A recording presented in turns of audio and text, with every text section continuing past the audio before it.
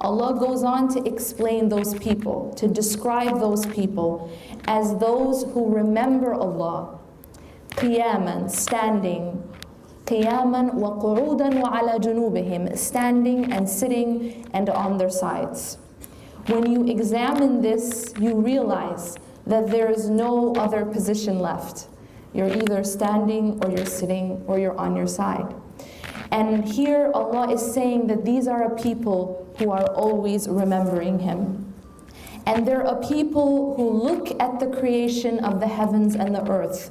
يَتَفَكَّرُونَ فِي خَلْقِ السَّمَاوَاتِ وَالْأَرْضِ رَبَّنَا مَا خَلَقْتَ هَذَا بَاطِلًا سُبْحَانَكَ.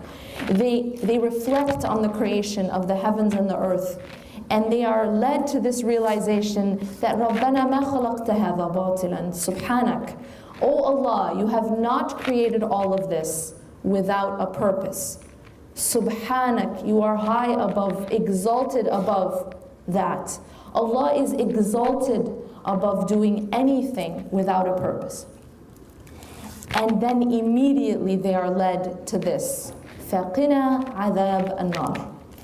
When you realize that everything that Allah subhanahu wa ta'ala has created and everything that Allah subhanahu wa ta'ala does is with a purpose, then immediately it leads you to قِنَا عَذَابَ النَّارِ. Protect us from the punishment of hellfire. Why is that? If everything that was created in the heavens and the earth has a purpose, then doesn't that mean that you also have a purpose? Doesn't that mean that your creation also has a purpose? And if you are not fulfilling that purpose, then what would be our end? So we ask Allah subhanahu wa ta'ala immediately for protection from that fate of not fulfilling our purpose and then ending up in the hellfire. Wa'udhu billah.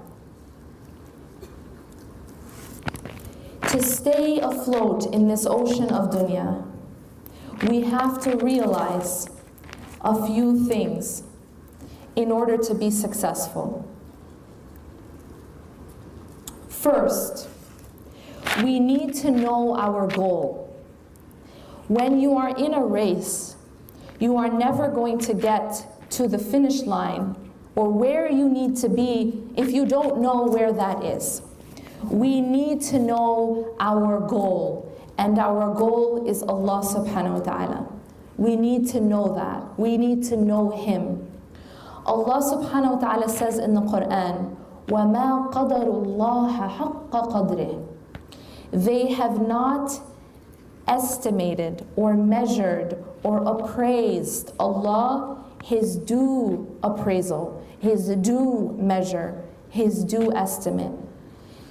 If you examine this ayah, you realize that all of our problems boil down to this, that we really don't estimate Allah as He really is. We don't know Allah as He really is.